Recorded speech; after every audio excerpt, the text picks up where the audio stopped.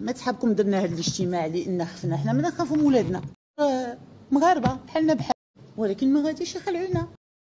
قالت فاطمة الزهراء المنصوري الوزيرة في حكومة أخنوش والمنسقة الوطنية لحزب الأصالة والمعاصرة إن شعارات شباب جيل زيد تعبر عن واقع مر يعيشه المغاربة.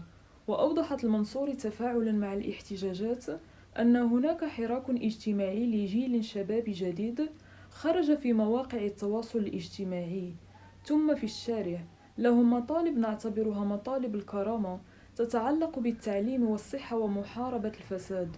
الوزيرة قالت أيضا خلال اللقاء: لا نقول أننا لم ننجح، لو نجحنا لما سمعنا اليوم هذه الأصوات في الشارع وفي المواقع الاجتماعية ولما استمر هذا الغضب. واستدركت المنصوري: لم ننجح لكن نجحنا في بعض المحطات، لا يمكننا أن نقول نحن الذين خلقنا في السبعينات أن مغرب 2025 هو مغرب الثمانينات أو التسعينات. وقالت المنصوري أيضا: هل تعتقدون أننا عقدنا هذا الاجتماع لخوفنا؟ نحن لا نخاف من أولادنا، هؤلاء مغاربة خرجوا للاحتجاج، مع الأسف لا نريد أن يخرقوا القانون، لكننا نريدهم أن يحتجوا في إطار منظم حتى نتمكن من الحوار معهم، لكنهم لن يخيفوننا.